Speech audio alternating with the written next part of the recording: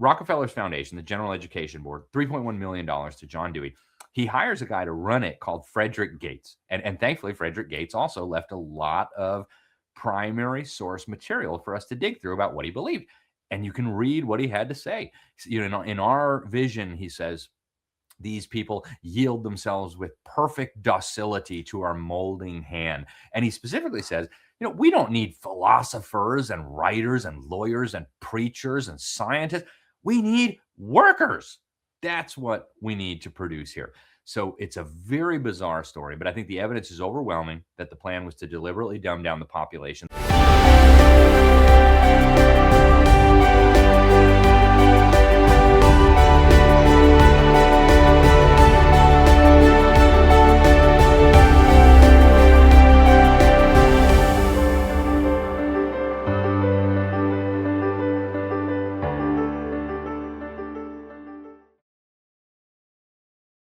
Well, hello, moms, dads, and grands, and welcome back to M4L Academy. If you're new here, we like to say this is the school for parents, grandparents, and friends committed to defending and preserving liberty with a special focus on topics and issues that impact kids, schools, and of course, parental rights.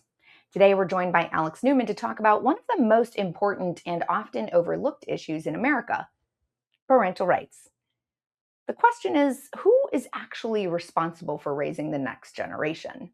Now, on paper, it might seem pretty obvious, but in practice, parents are facing pressure from schools, bureaucracies, cultural institutions, and a growing mindset that treats children a whole lot less like a family member and a whole lot more like public property.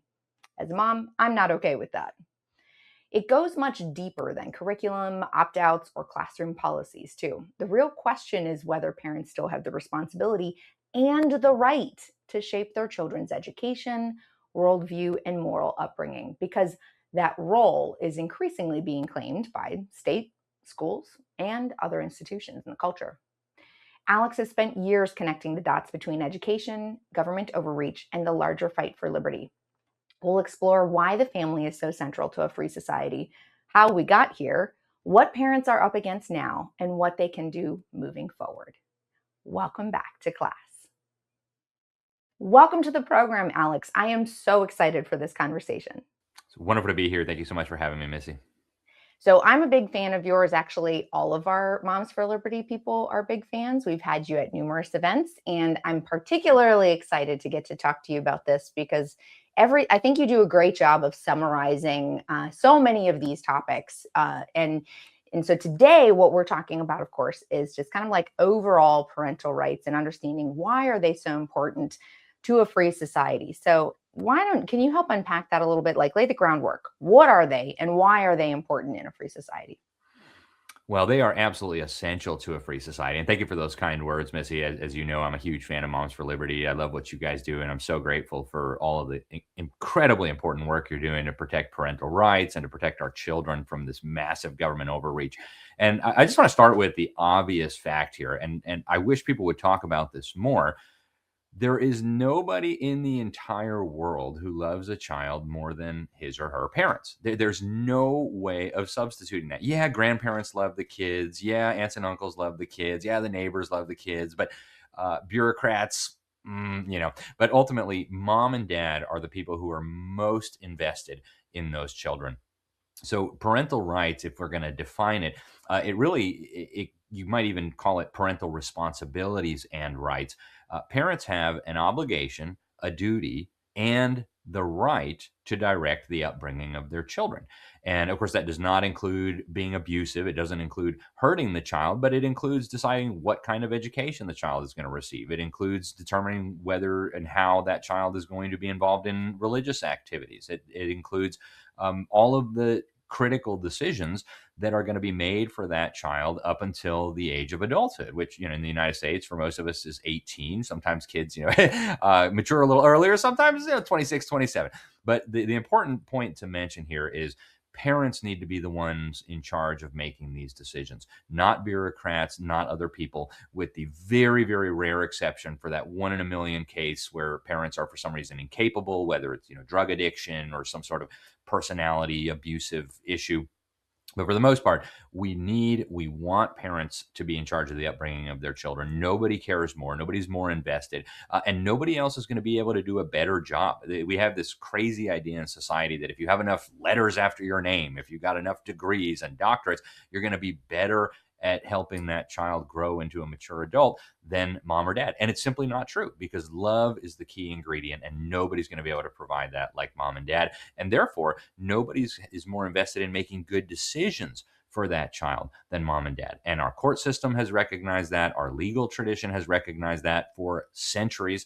And that's been the norm throughout the human experience. It's a very new phenomenon that we have government trying to intrude on something that for all of human history and virtually every human society has been understood to be within the domain of family and parents.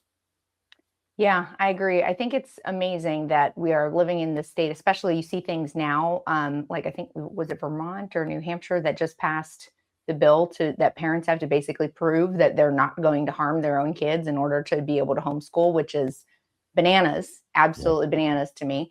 That it really truly is mind blowing. So, do you think that Americans really truly understand that it is so important for the family, the nuclear family, which is under attack, is truly tied to the survival of America, like the self government and freedom society that we have?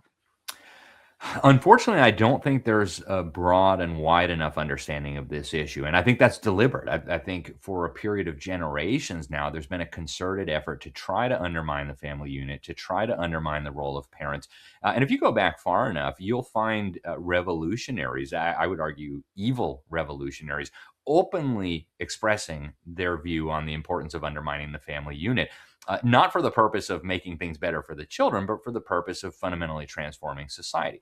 Marx, for example, Karl Marx, a very, very vicious advocate of having the government come in and take over a lot of the parental responsibilities typically associated with family. He believed that marriage was a bourgeois institution that perpetuated the oppression of capitalism and the system. And so they were very open about their desire to undermine that relationship. You look just a few generations after Karl Marx, some of his little disciples, like Wilhelm Reich, these people openly said, we have to smash the family because then we can get a hold of the children. Right now, parents are the primary influence on their children, and they're passing along their faith and their values and their culture and their traditions to the next generation. Unless we can sever that link, we're never going to be able to have our wonderful little revolution where we're going to create utopia with no private property, no family, no God, no church, etc. So they understood that this was a strategic issue. It wasn't an end in and of itself, it was a means to an end. And they've been very successful now in propagating these ideas. I think parents intuitively understand. I mean, they don't need to be taught. They intuitively understand that they are the ones who will make the best decisions for their children. And so parents generally are protective of that. But the bonds have been weakening now for so long. If you look like back in the 1970s when divorce started becoming very, very common, you look now at the American family, it really has been disintegrating for generations and it's been getting worse. And so, along with that, now we've got a huge contingent of children who were either raised by a single parent or, in some cases, raised by no parents, raised by grandma, raised by grandpa. And they have been filled with ideas that come from the very revolutionaries that I was just talking about, where they've been trained to believe that parents might even be a danger to their children, right? You mentioned the bill in Connecticut. It's a perfect encapsulation of this kind of thinking. You have to apply to the Department of Child Welfare, the Child Protective Services, they call it in some states, for permission to educate your own children. Now, this was a piece of legislation that was voted on by the elected representatives of the people of Kentucky. So they may not perfectly represent the views of their constituents, but the fact that elected representatives who are going to have to go home and face voters thought they could get away with saying that parents need to ask permission from the government to be able to educate their own children tells you that that concept, that understanding of the importance of parental rights and really parental duties and responsibilities has been eroded in a massive way. And I would argue in a very dangerous way that represents now an existential threat to the continued survival of freedom and our republic. And you mentioned something earlier, which I think is very true. We have bought this lie somehow. It's ironic because the concept of experts. So you got to trust the experts, because on the one hand, you hear a big message. I hear a message everywhere being said, we don't have to go to college. You don't need a college degree to be successful, which is arguably true to a point, depending on the career that you want to go into. But at the same time, people always tend to look at someone with the letters after their name invariably as the true expert and someone who must know more than me, even though in reality, it is entirely possible that they don't. And it has shifted, I think, a lot of our parents' trust in themselves, which is ironic because you also said this, that parents intuitively do get it. They know that we should be the ones raising our own kids, yet somehow we outsource this. And it is surprising to me. And I think it's interesting because then where of course is the first place that, maybe the biggest place of attack seems to be the schools, which makes sense because in the Bible it says, raise up your child in the way, and then when he is older, he will not depart from it. And so that kind of talks about school, sort of, to a certain degree. And we see that, of course, with many other not so great folks, historical leaders that have recognized that as well. And I don't want to quote anybody because we've had that work used against us in the past. What a bunch of clowns, right? Yeah. Yes. So I'm not going to say anything there, but we all know that is a thing, that this is something that's well known. So can you talk a little bit about the history of public education? Because I think people forget, or frankly, probably don't even realize just how Marxist the origin of it is and where our public education in America actually came from.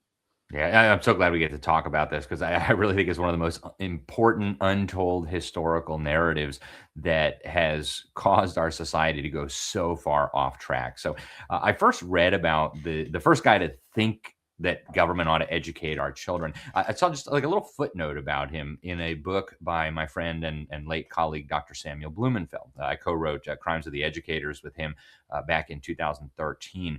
And he had mentioned Robert Owen in a few places, but I didn't get deep into it. So I saw that and I said, well, I got to know more about this guy, Robert Owen. So I started looking into him, and what I found was appalling. So this, for the folks who don't know Robert Owen, you should. He was a very, very prominent individual. He was a wealthy individual, and in the late 1700s and the early 1800s, he came up with all these grandiose ideas about social reform. In his words, he claimed to be fighting what he described as the trinity of the most monstrous evils. Okay, and this trinity of the most monstrous evils, he said, was family and marriage. That was one of the elements of this trinity. Private property, which of course is the foundation of a free society. God said, "Thou shalt not steal." Right? I mean, this has been even cavemen in the jungle recognize, like, "Hey, I built this hut. This is my hut. Get out of my hut." And then, last but not least, what he called irrational religion, and in particular, he was taking aim at Christianity, Judaism, kind of the traditional bedrock values and beliefs that built Western civilization. So that was his goal in life, fighting this great trinity of the most monstrous evils. Very influential. There was actually little Owenite societies all over America where his little acolytes and disciples would get together and talk about his ideas and how great they were. So long story short, he married into a very wealthy textile family in Wales, moved to the United States, actually set up a communist commune in Indiana called New Harmony, where he wanted to test his ideas, right? No families, no marriage. He said women could be held in common, and couples could just cohabitate, and if any children were born, they would be raised by the collective. No private property, so of course no incentive to do anything. And surprise, very much like Cuba, the Soviet Union, Vietnam, you name your communist utopia, it failed very quickly. Starvation, all those things, shortages, immediately the order of the day. So he concluded the real problem here was that these people in his little commune were too selfish because they had been raised in a society that was very Christian, that was very selfish. They're worried about their individual rights and their property and things like this. So his solution, and he wrote about this extensively in a series of essays, including a new view of society, things like this. And he argued that the solution was to have the government take over the education of children. And he had already started experimenting with some of this stuff. He owned textile manufacturing facilities. And so he was having people come in and hand their children over to, like, maybe you might call it a proto daycare center, where they were trying to convince these kids that collectivism was the way to go and things like this. So he writes all these things on paper, and you can imagine Americans weren't thrilled with the idea. Like, we're doing a fine job raising our children. Thank you. We don't need help from the government. Maybe if you could show us a chapter and verse in the Bible, we'll think about it. But of course, there is no such verse. So they weren't interested. But something really interesting happened. A guy, and he talks about this in his autobiography, which I have, this Baron Jacobi. He was a minister and ambassador for the dictator of Prussia, Frederick William III, who was still smarting from losing a war with Napoleon. He was like, what did I do wrong? Why aren't my soldiers effective in stopping the invasion? So Baron Jacobi takes these essays from Robert Owen back to the dictator of Prussia. And Robert Owen says the dictator of Prussia so much approved of his ideas that he ordered his interior ministry to really create what would become the first ever system of education of the state, by the state, and for the state. He actually summons other European rulers and tells them, hey, guys, I had this great idea that I got. Why don't we have the government take over the education of children? They're like, no, that's crazy. But so that's how that system originally took root in Prussia. Now, how did it come back to the United States? Well, that's a very interesting story in and of itself. Before we get to the man who brought it from Prussia back to the United States, a little detour. Robert Owen, according to a whistleblower, his name was Orsis Brownson. He was part of Robert Owen's little movement, eventually became a Roman Catholic and defected from his involvement and blew the whistle. He says that Robert Owen had launched a secret society in America. And he gives a very detailed explanation of this. I encourage people to read what he had to say. It's mind-blowing. So he says this secret society was active across the states, and it was working toward, he says, getting public opinion to shift in favor of having the government play at least some role in education, and of getting men elected to legislatures who would support the idea of having the government take over this realm, the education realm. And Orsis Brownson says, I knew of this because I was organizing the state of New York. So, I had firsthand knowledge of what we were doing. He says he doesn't quite know what was all going on in the other states, but he knows about New York. And he says, in his exact words, I'm quoting from memory, so I might get a word or two wrong, but he says the great object was to get rid of Christianity. It's like, we didn't say that openly. We didn't want people to get all mad, but of course we would belabor the clergy where we could. And he said, eventually we wanted a national system of education where all religion would be excluded, where only knowledge verifiable by the census could be taught. And we were going to force parents, he says, we're going to compel them by law to send their children. So that was going on in the background. And, by nature, it's very difficult to track secret societies, of course. And before we get to how the system came from Prussia back to the United States, I'll have one more thing to add here. And I only recently discovered this. The first time I published it is in a recent book that I just wrote with Robert Bortons, a friend of mine. He's the CEO of Classical Conversations. It's called Woke and Weaponized, How Karl Marx Took Control of American Education and How We Can Take It Back. So it's the first time we've revealed this. But Robert Owen, just a few months before he died, convened what he called the Congress of the Advanced Minds of the World. Very humble people. And he invited all these advanced minds, and he revealed to these people that he was getting his ideas. And again, fact check me on this. Go verify yourself. Don't take my word for it. Go fact check me on this. Go read his speech at the Congress. He says he's getting his ideas from spirits that he's talking to. And he explains who these spirits are or who he thinks they are. He explains how he's communicating with them. He says they talk to him through Ouija boards and they tap on walls and furniture. He says they have superior intelligence and they're preparing humanity for a glorious new age where apparently we won't have family, we won't have religion, and we won't have private property. So fascinating, fascinating revelation. Now, we'll summarize very quickly. This system took root in Prussia, as I mentioned, and then Horace Mann. So I can't directly connect him yet to the little secret society that Robert Owen started, although I suspect there's a connection. He gets himself selected by the Massachusetts legislature as the first ever Secretary of Education for any state. No state had ever had a Secretary of Education because no state had ever gotten involved in education beyond just, make sure the kids can read so they can read their Bible. So he becomes Secretary of Education, and he tells people the Prussian system is brilliant. We need to import it into Massachusetts. So he sets that as his mission. He studies the Prussian system. He actually goes to Prussia to study the Prussian system. And I want to be fair. In his defense, he does say, the Prussian dictatorship is a dictatorship. And, they're using this system for nefarious purposes. They're brainwashing these kids to be good little obedient worker drones and slaves. But he says, hey, we're a free self-governing republic. So if they can use that for bad purposes, imagine how great we could do if we used it for good purposes. So he sets the system in motion in Massachusetts. When he's done in Massachusetts, he hits the road. He goes to Connecticut. He goes to New York. He goes to New Jersey. He tells all these legislatures the glories of government education.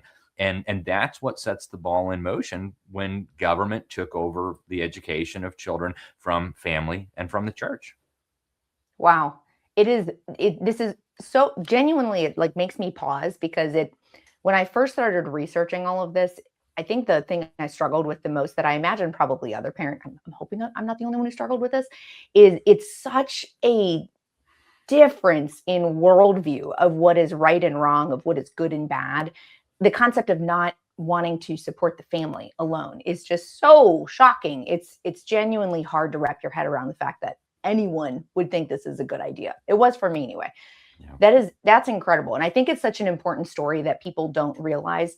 So many times we're accused of being conspiracy theorists, but I got to be like, well, it's not really a conspiracy if they write it down. That's right. What their plans are. Yeah. But so how did early education reformers understand that?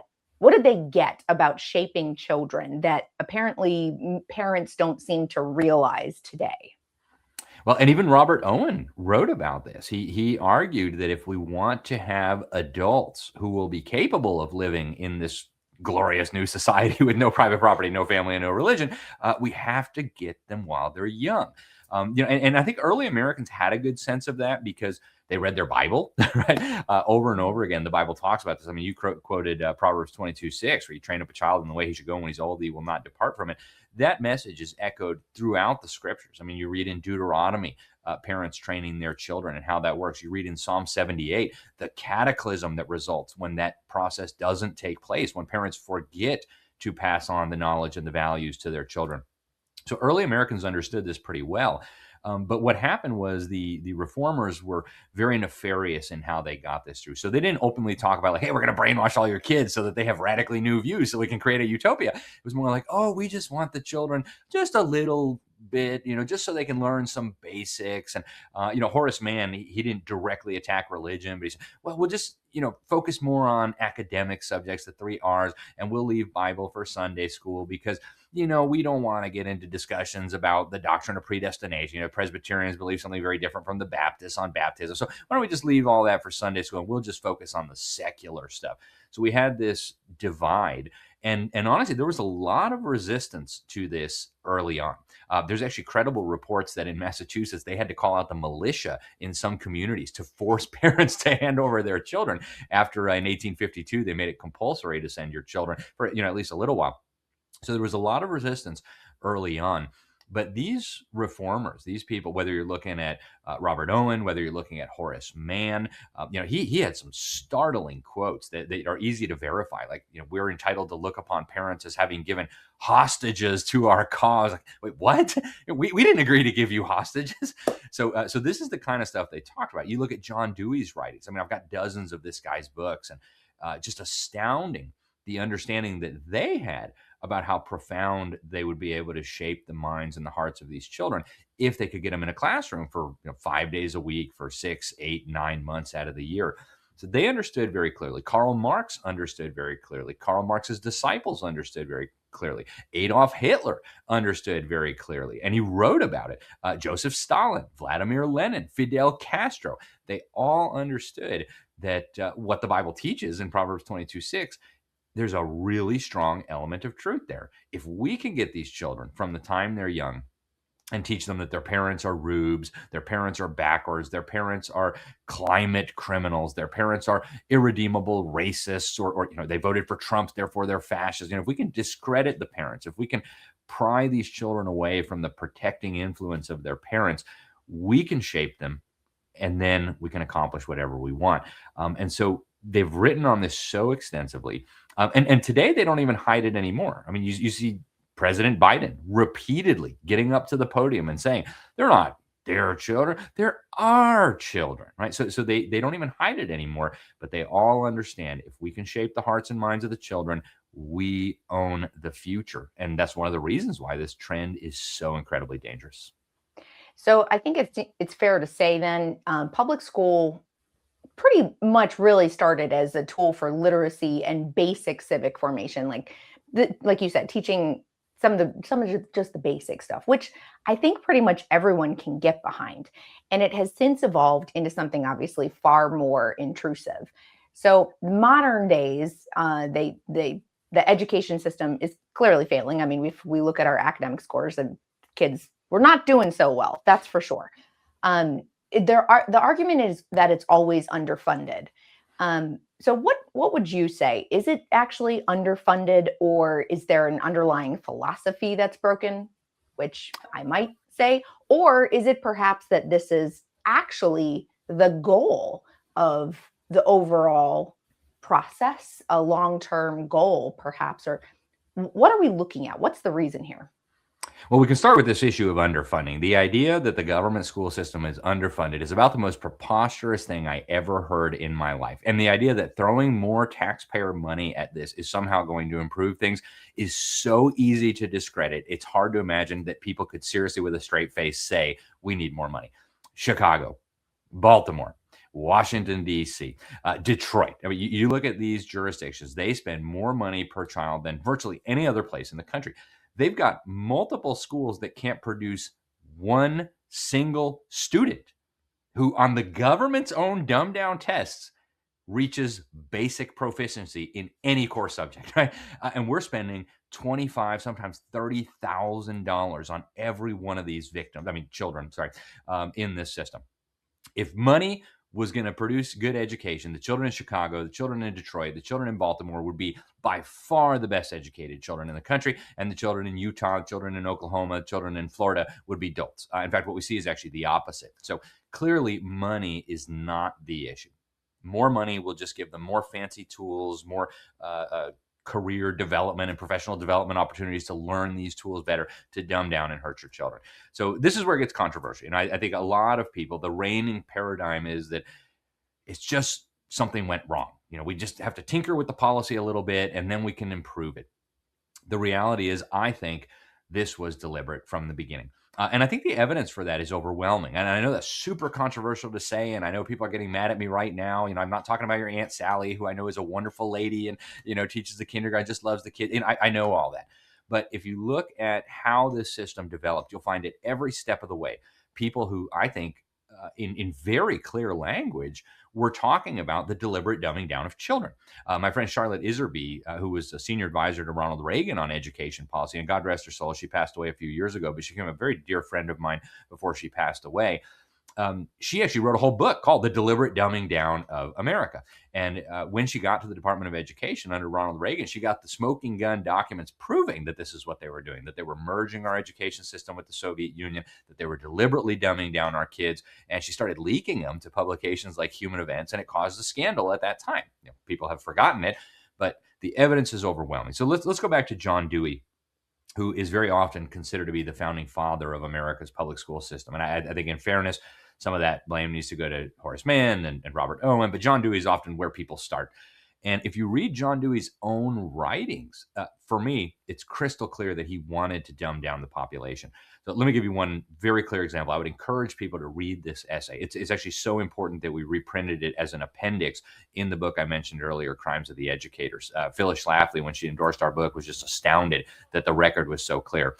So in this essay, and he spells fetish differently than we would, but he argues that Americans have this fetish with primary education, that we have to teach children how to read and do math and how to think critically and how to use logic and how to approach a text and analyze it and comprehend it. He said, we don't need to do that stuff, especially not when they're little. He said the real focus needs to be on bringing into their minds a collectivist value system. He argues that they need to understand, your individuality. That's all fine and great, but that's not what's important. What really matters is the collective. It's the group, and that's what need to be focused on. The other stuff he says we can maybe think about later. And so this, as far as I'm concerned, is smoking gun evidence that he fully intended to dumb down the population. Now, it gets even worse. Okay, this guy, John Dewey, and anybody who's got a degree in education will know exactly who I'm talking about. They probably haven't read his books directly, but I would encourage you to do it because the smoking gun evidence is all in there. He teams up with John D. Rockefeller. Okay. Now, and this is a weird story because John Dewey is an actual communist in the truest sense of the term. I mean, this guy goes to the Soviet Union to study their system. And You can read his essays. They were published in an American magazine, New Republic, and you can read this guy just practically worshipped the Soviet Union. No mention of the mass murder, no mention of the torture, the gulag, only how great the system was and how the children were being collectivized and how they were having a collectivistic mentality instilled in them. So he loves this Soviet communist totalitarian system, and he partners with the richest capitalist in the world at that time, John D. Rockefeller. And that doesn't make sense to people. It's like cognitive dissonance. Why would a communist team up with a capitalist to build an education system? Well, John D. Rockefeller creates a huge philanthropic organization called the General Education Board right around the turn of the century, right around the year 1900, and starts pumping millions of dollars, which back then was unfathomable amounts of money. And he brings John Dewey under his wing, and he actually funds an experimental school for John Dewey at the University of Chicago. And so this school goes on for years, and they graduate a bunch of kids, and turns out they can't read, they can't write, they can't do math, they can't tell right from wrong. It's astounding how bad it is. And what's really fascinating? Rockefeller sent one of his children there, and his child ended up illiterate. For him, it was okay because he had a secretary, so he could get by with that handicap. But most of us can't afford secretaries, so it's a lot more difficult for us. So they knew what this was going to do. And yet they said, hey, let's do this nationwide. Interesting. So Rockefeller's foundation, the General Education Board, $3.1 million to John Dewey. He hires a guy to run it called Frederick Gates. And thankfully, Frederick Gates also left a lot of primary source material for us to dig through about what he believed. And you can read what he had to say. In our vision, he says, these people yield themselves with perfect docility to our molding hand. And he specifically says, we don't need philosophers and writers and lawyers and preachers and scientists. We need workers. That's what we need to produce here. So it's a very bizarre story, but I think the evidence is overwhelming that the plan was to deliberately dumb down the population. They understood that a population that can't read its Bible, can't read its Constitution, doesn't know the first thing about its history, is much easier to transform, and I would argue ultimately enslave, than a well-educated, highly literate population that's bitterly clinging to their guns and their Bibles. That's hard to enslave. So I think the evidence is over, and I could keep going, Missy, but I think I've provided enough leads for people to track this down on their own and see for themselves that what I'm saying is correct. I really appreciate you highlighting so many specifics, because that's part of what I found. I actually discovered a lot of this more when I was researching last year. We covered comprehensive sexuality education, and it was truly shocking to me when I read about Rockefeller's involvement in education, and they explicitly state that they just want more workers, not to mention some other research I've done. And it was so surprising, because parents don't get this. So I guess what I'd love to understand, because I actually agree with you. I do believe that this was very intentional based on what seems pretty obvious, because they basically say it. So given that, I think that many teachers, I agree with you there as well. I'm not talking about everyone. I think, unfortunately, we're looking at lots of people who have very good intentions and end up becoming useful idiots because they're sold on the emotional aspect. And so right now, schools have shifted into, in today's world, it's a lot more of managing kids, right, than educating them, and all of these ideologies that are taught and pushed. But they're pushed in terms that sound, or using language, I should say, that just sounds so good. So social emotional learning, of course, which you have talked about with us before last year. So all of those things, though, they sound so great. So how can we get parents to realize that these are not? Like, why do people buy it just because it sounds good? I mean, I get it. It sounds good, but what can we do there? Several things here, Missy, and I think one of the obvious ones is what we were talking about earlier. The people coming up with these things have a lot of letters after their name. And so, who are you to question the person with 4 PhDs? Like, obviously they know what they're talking about, and I'm just a dumb mom. I'm just a dumb dad. What in the world do I know about how to educate my children, or when I should introduce them to topics of sexuality? And so we have to break that really silly notion that just because somebody has a lot of letters, they're somehow experts and they know better than we do. Just because you have a lot of letters after your name doesn't mean that you get to sexualize my child, doesn't mean that you get to introduce them to very, very dangerous and subversive concepts. It's absolutely flabbergasting. And I think there's a very easy way to address this. And I would encourage parents to just, the Bible gives us a really important truism. By their fruit, or by its fruit, ye shall know them, or ye shall know. So what is the fruit of this? What has been the fruit of all these experts with all these letters after their name, basically molding the hearts and minds of our children for now going on over a century, getting worse with every passing generation? Well, the fruit is all around us, right? Is America now a better society or a worse society than it was 50 years ago? Right? You go back and you look at the discipline problems they had 50, 60 years ago, chewing gum in the classroom. Maybe the kids were, being shoving each other, pushing or whatever. Now you've got kids coming to school with heroin. You've got kids shooting each other. You've got kids killing themselves. I mean, look at the CDC data. 40% of our young people, according to their own survey, report persistent feelings of sadness and hopelessness. 20% are seriously plotting to kill themselves. 10% just in the last year tried to kill themselves. That's the CDC data. California, Blue Shield of California just released a poll a few months ago where they found 94% of the youth in California are reporting mental health challenges. Go back to 1950. Go back to 1940. How many school shootings did we have? How many young people did we have killing themselves? How many young people did we have who didn't know what bathroom to go in, who wanted to be castrated, who wanted to identify as a cat and pee in a litter box? Right? The fruit is so obvious. Even on the academic side, look at the government's own numbers.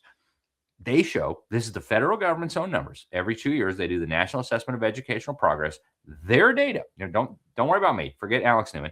Their data show that less than 1 in 3 of the victims of these institutions are even proficient in any of the core subjects. That's the federal government's data. So if the fruit is our kids can't read, they can't write, they can't tell right from wrong, they're incredibly depressed, they don't know what bathroom to go into, they're taking drugs, if that's the fruit of the system, how can we not recognize that regardless of how many letters the bozos who came up with this have behind their name, it's wrong. So it should just be really intuitive. And, I know moms and dads love their children. I know moms and dads want their children to be well educated. And you're right. Most of the teachers in the system want that too. And you know what? I praise God, Missy, for the teachers who see this. There are so many, and this drives the politicians crazy. There are so many renegade teachers in the system who know that the way that they're required to teach reading doesn't work. And so they teach the proper way. There are so many good teachers out there who know that the history book is full of lies. And so they teach the truth. And I'm very, very grateful for them. But the system is like a straitjacket. It's closing in.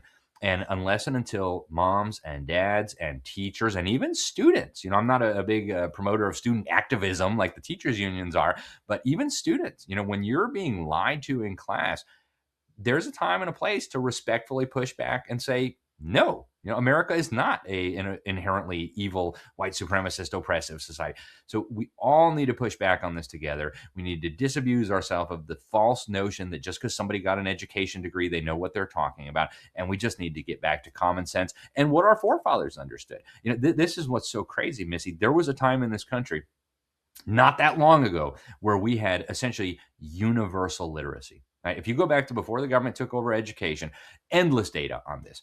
Almost every American could read.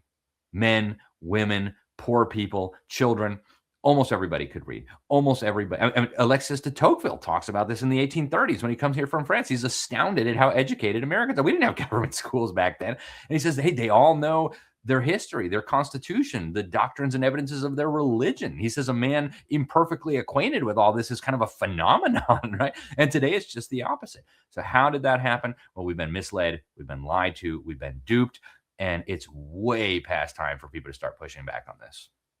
So I love that you're saying we need to push back. What I'm curious about is, like, how do free societies stay free if our next generation is trained to trust these institutions? Because we trust institutions and people with lots of letters behind their name more than our own parents and our intuition and our common sense. Or you might argue that common sense, what constitutes common sense, has shifted quite a bit. And so how do we actually stay free, though? Because you say we need to push back, but I feel like a lot of people are either afraid to push back, they don't care enough to push back, they don't realize it, and if you talk to them at all, they'd rather just scroll on social media. So what do we do? Sorry, I keep asking you that, but No, I feel it's like just it's a such a good follow-up. question. It's maybe the most important question. And I want to be fair here. I understand why people are scared to get involved. The Biden DOJ was treating parents who spoke out too vociferously as potential terrorists, right? The Soviet Poverty Law Center, which, praise the Lord, just got indicted a few weeks ago. Thank God for that. They called groups like Moms for Liberty a hate group. Like, nobody wants to be called a hate group. Nobody wants to be investigated by the Department of Justice. Nobody wants the FBI to show up at their doorstep and terrorize you about your comments at the school board. And so a lot of moms and dads say, whoa, I love my kids, but I'm not trying to go to jail. I'm not trying to get labeled a hater. I'm not, so I understand why people are scared to do this. And I don't think fear is actually a good motivator. So I would say I'd like to terrorize you even more by telling you what's going to happen if you don't do something about this. You're going to lose your kids. You're going to lose your country. You're going to lose your freedom. All the stuff you value is going to be gone. But I don't want you to act out of fear. I want you to act out of love. If you love your children, you're going to take this threat very seriously. And the love is going to conquer the fear. So we love our kids so much that we're willing to risk being called bad names by the local fake newspaper. We love our kids so much that we're willing to risk being targeted by some crazy rogue Democrat prosecutor at the state or even the federal level, if that, God forbid, were to happen again. We love our children so much that we're willing to make the sacrifice to make sure they can get a good education. Our founding fathers were very clear about how we preserve our liberty.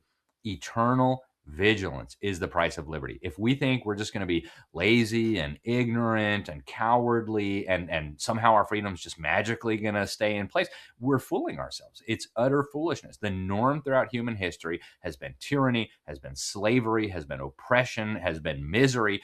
America is the exception to the rule. And it took a lot of hard work, a lot of sacrifice, a lot of courage and bravery by a lot of moms and dads, a lot of homeschool dads with guns, right? 4th of July coming up, 250th anniversary, celebrate homeschool dads with guns. And we need to remember that freedom's not going to protect itself. That old cliche, freedom isn't free. I think it gets abused sometimes, but it's absolutely true. So Psalm 78, I've preached whole sermons out of this. It actually tells him it's directed to ancient Israel, the ancient Hebrews, but the principles all apply. If parents don't pass on these values to the next generation, terrible things are going to happen. Go read Psalm 78 and you'll see what I mean. Terrible things are going to happen. So we need moms to be active. We need dads to be active. I personally say if you in any way can stretch and make it work to get your children out of the system, put them in a good private school, put them in a good Christian school. My wife and I, we've got 6. We homeschool. We use classical conversations and a variety of other resources. There's great ways to do incredible things. But we're going to have to make the sacrifice. It's going to be costly. And hopefully it's just money. Our founding fathers, they put their lives, their fortunes, and their sacred honor on the line. Praise the Lord, it hasn't come to that. Hopefully it won't again. But there's going to be a sacrifice. It's going to cost money. It's going to take time. And, we can't just say, well, I'm going to protect my own children and everything's going to be fine. Do we love our neighbor enough to say, hey, your children are being negatively impacted? So, I'm going to tell you about this. And I'm also going to go to the school board meeting. And I'm also going to run for school board. And I'm also going to run for state legislature. And if I can't run for state legislature, I'm also going to support a good candidate who's going to run for state legislature, who's going to stop some of this madness before it goes too far. I think that's really important. Focusing on the positive there and that we love our kids. And truly, I want to encourage parents too, because it's not just this idea. There is this concept that's pushed that it's such a cost in that you're going to miss out on so many things. But what's not talked about is all the amazing memories and the incredible connections that you're going to make with your children when you're doing those things. Like, you know what? You can only go to so many restaurants in so many places that after a while, it's still just another restaurant. It's not that exciting as opposed to going on vacation with your kids. And if you're homeschooling and you can go anywhere, being able to learn things in person and explore civics and history and real life. And there's just so much good to it that, sure, there may be a cost that you don't get to do XYZ, but you will have some incredible rewards that you wouldn't have if you are, putting your kids through public school, quite frankly. And I did raise all of my kids went to public school, frankly, because I was not aware I thought school was still like when I was a kid. I was absolutely one of those moms.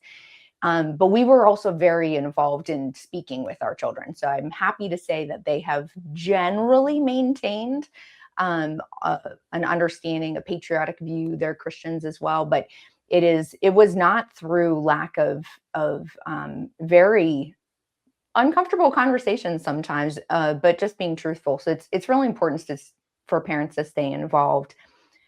There, you mentioned collectivism a bit ago, and so where some people I think may not realize is that we're seeing a shift towards this globally. So collectivist mentality is more of a, I see really truly like a global thing we're seeing overall. I mean, wasn't it the WEF that said you're going to own you're going to own nothing and love it, which I don't even want to touch that for a second, but like, it's just crazy. So with that, can you help parents understand why? Because it, again, a lot of the language sounds really good of, oh, we live in an international society and all these things and being a global citizen. So why should parents be concerned when they're hearing that language, and maybe what should they be on the lookout for? Yeah, thank you, Busy. This is a really good, important topic to be talking about. And I have some expertise here because I grew up around the world. I left the United States as a very young child, and I went to international schools in Latin America, Europe. I grew up in Africa, all over the world. And so, if there is a global citizen in that sense, it'd be me. I grew up in 8 countries and 4 continents. And I grew up with every kind of person, child you could imagine, with Jews and Hindus and Muslims and every kind of person you could imagine. And there is value in understanding the world. I think it's important for parents to teach their children about the world. And going back to the things that sound nice, the evildoers recognize that, so they market terrible ideas with nice terms. And in fact, many times they spend millions of our tax dollars doing focus groups and market research to find out what will sound nice, what will sound unthreatening. And oh, global citizen, that doesn't sound so threatening. Well, let's use that. But what we need to recognize here is that there is a global agenda. It's not limited to the United States of America. And if you go back far enough, like back in the late 1940s, early 1950s, Congress created 2 select committees to investigate what these tax-exempt foundations were doing, the Reese Committee and the Cox Committee. And what they found was that Rockefeller, Carnegie, all these guys had a global agenda. They defined the ideology that was being pushed as oligarchical collectivism, right? A collectivist society ruled by an oligarch, with them being this is in a congressional report, right? And that is the agenda. They want a global system where power flows from the individual to the national government and ultimately to international authorities. And we're watching this. I mean, Trump has thrown a massive monkey wrench in this. So, whatever you think about all of Trump's policies, nobody can deny that he has really put the globalists on defense. He's withdrawn from dozens of UN agencies and things like this. But there is an agenda to empower international institutions like the World Economic Forum, like the United Nations, to play an ever greater role in the lives of people all over the world. And the education system is one of those key areas. In fact, the UN has its own education agency called UNESCO. Thankfully, Trump withdrew us from that. I praise the Lord for that. But he did that during his first term, too. And one of the first things Biden did was start the process to get us back in. So we're not out of the woods yet, ladies and gentlemen. But there is this agenda to convince children that their loyalty should not be to their family. Their loyalty should not be to their country. Their loyalty should be to these international institutions, the UN, the World Economic Forum, the Bank for International Settlements, the World Bank. And they've made a lot of progress on that. If you read their own documents, they openly say that this is where this is going. You read the chapter 36 of Agenda 21 that includes education. They openly say that education is critical to transforming the attitudes, values, and beliefs of your children. That's got to include spirituality education, which that should be a red flag right there to all of us. You look at the Agenda 2030, right? This goal number 4 deals exclusively with education. This, by the way, is the document that the head of the UN General Assembly called the Master Plan for Humanity. In goal number 4, it says that your children are going to be so educated that they won't just accept or submit to these ideas, whether it's sustainable development, global citizenship is literally one of the agenda items. It says they will promote it. So that's how intense they expect this brainwashing to be. And we need to recognize that even though the United Nations uses language that we recognize, uses language that sounds good, it does not share the fundamental precepts that we all used to share, at least in America, as fundamental. The idea that God gave us rights, not government. The idea that government exists to protect our rights, right? The best thing you could say about the UN is that it's a dictators club. It's made up by largely savage dictatorships, mass murderers, gangsters, and then some kleptocracies, and a handful of somewhat liberty-minded nations. We should not want our children to put their loyalty with an institution like that. We have a great Constitution. We had an incredible Declaration of Independence. We're about to celebrate the 250th birthday of that incredible document. And the idea that we would fritter all this away for global citizenship is appalling. And we know that, but our children don't. They're spending all day stewing in these ideas. It's in their textbooks. It's in their entertainment. It's on their little social media. When they're on TikTok, they're watching the glories of global citizenship. So we need to be very aware that this is happening, that it's an agenda, and that we as parents have an obligation to protect our children from this and really to explain to them the truth, that our country is special, that we've got a great Declaration of Independence, that our forefathers sacrificed, in some cases, everything so that we could live free today, so that they understand we must never surrender those things. Yep, it is. It's a constant fight. It really is, and we have to keep working. We have to be willing to push back. Thank you for clarifying those pieces, because that I did not realize personally how much of the UN and UNESCO was infiltrating already into our schools, and it was surprising. Let's just put it that way. So I want to shift real quick to some of the biggest things in parental rights and education in particular that are top of mind for a lot of our members, which is AI in education. And you've been writing a lot about this lately. So I know we don't have a ton of time left, but what would you say are some of the biggest threats that AI raises, I guess, for parents and families? Yeah, that's such a good question. It's such a huge question. I hope we'll get to talk about it more at the upcoming event in San Diego, because this is so critical, folks. This technology is maybe the most transformative and significant development as far as technology goes in the history of humanity. And I don't think I'm exaggerating when I say that. I think this is going to transform every industry. It's going to transform every area of life. And so we can't hide from it. Clearly, it is emerging. It is here. It is improving more rapidly than I think any of us can even understand. And that's not going away. I mean, it's not. It's here to stay. And so I think we need our children to have a good understanding of technology. I'm not a Luddite by any stretch of the term. I teach my own children technology. I've got a son who programs and builds computers. It's fantastic. We need more capable young people who love God, who love country, to understand these technologies, instead of just allowing the folks in Silicon Valley, who largely secular, anti-American.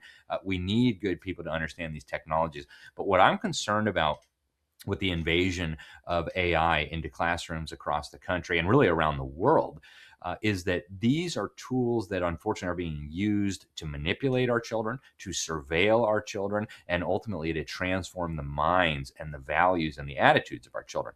And I'm not speculating about that. I've read the documents where they're talking about these things. In 2019, to go back to the UN for a moment, they hosted a conference in China, of all places, which is pioneering a lot of this evil, called AI in Education. They came up with the Beijing Declaration on AI in Education, and people should read it. It's about how every classroom in every country needs to be saturated with AI, and how these technologies need to be used to capture the data on the children, and then ultimately to change their attitudes, values, principles, and beliefs. And they say this openly over and over and over again. So what's happening with this, and again, it's coming in under terms that sound nice: personalized learning. Who could be against personalized learning, right? My child learns at his own pace. He's unique like a flower. Okay, fine. It sounds nice, but it's not. What's happening here is, if you read their documents, again, you can see this. So they talk about now the affective domain, right? Typically, when we talked about competencies, we talked about the child knows his multiplication tables. The child can read a text and summarize it. That's a competency. Under this new vision, where we're dealing with the affective domain, we're talking about values, attitudes, mindsets. What does the child believe about homosexual marriage, or borders, or government-run healthcare, or pick your issue. It doesn't even matter what side of the issue you're on.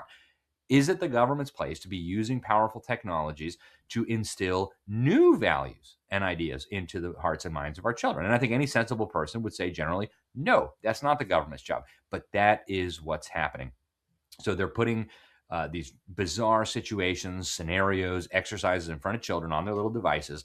The children are responding. And, back in 2012, the federal government had a very bizarre report where they were talking about some of the precursor technologies to this. They talk about facial expression cameras that would monitor the facial expression of a child. And these were already in use in 2012. Capture all that data, determine what it meant, feed it through an algorithm, and then determine what the child's response to a given stimulus was. So you can imagine, they put, an open border, or, an abortion question, or homosexual issues on the screen. And if your child has the wrong attitude, these technologies will be able to detect that, process it through the algorithm, and then determine what needs to happen. What do we need to expose this child to until he has the correct value or attitude? So the potential danger of this is hard to overstate. Again, I think children need to know about AI. I think they need to understand AI, but we need to have some serious guardrails here. We should never allow these companies in bed with big government to steal all this data on our children. We should never allow these companies to determine what values and attitudes our children are going to come out with. But that's what's happening. It is essentially a highly sophisticated form of behavioral conditioning based on a lot of the behavioral psychology going back to Pavlov and Vygotsky and B.F. Skinner. I mean, they're really wild individuals who viewed the human being as kind of like a more advanced circus animal. And so now they've taken this training of our children. I would even call it conditioning of our children to a whole new level. And it is becoming so effective. And we've all seen this, right? The child that hears the name Trump, and instead of foaming, drooling at the mouth like Pavlov's dogs, fascist! You can't reason. You can't provide evidence. It's because they've been conditioned to believe this. And AI is going to make this process so effective. It is a grave, grave danger. So folks, pay attention. There's so much more we could say, but this is a major issue. It's a defining issue. We've got to get it right. That is so true. And we are going to talk about that more. I so appreciate you articulating that. I know you're right at the end. So is there any final message of hope that you can either give to parents, or what would be the key thing that you would want them to remember about preserving parental rights and the importance of parental rights?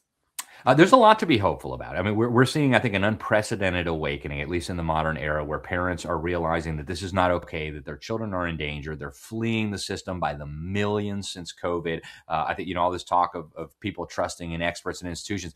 I mean, what a devastating blow COVID was to that, right? Suddenly people were like, whoa, just because he's got a white lab coat doesn't necessarily mean he knows what he's talking about.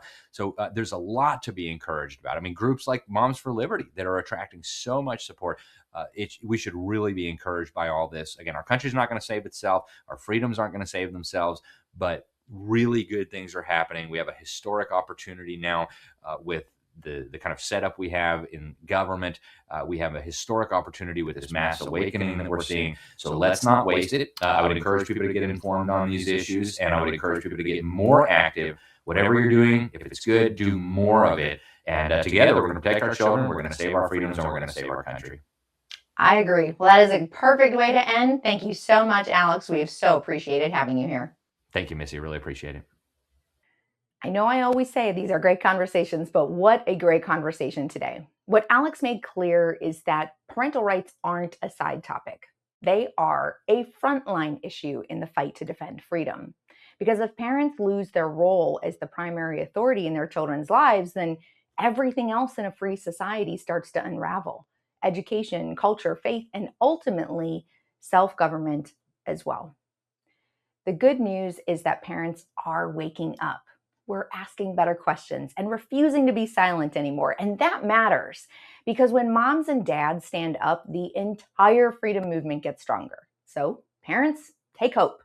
We are not powerless. Even in a confusing culture, families can still lead with clarity, courage, and purpose. And if you are looking to do this with other people as well and not be in the fight alone, head over to momsforliberty.org to find your local chapter, or consider starting one yourself. If you found this episode helpful or informative, please hit like and subscribe, and then share with a friend, so that we'll all be more educated and equipped on these issues and important topics as we become engaged citizens, not enraged activists. As James Madison said, the advancement and diffusion of knowledge is the only true guardian of liberty, which is, of course, the mission of M4L Academy. Class dismissed.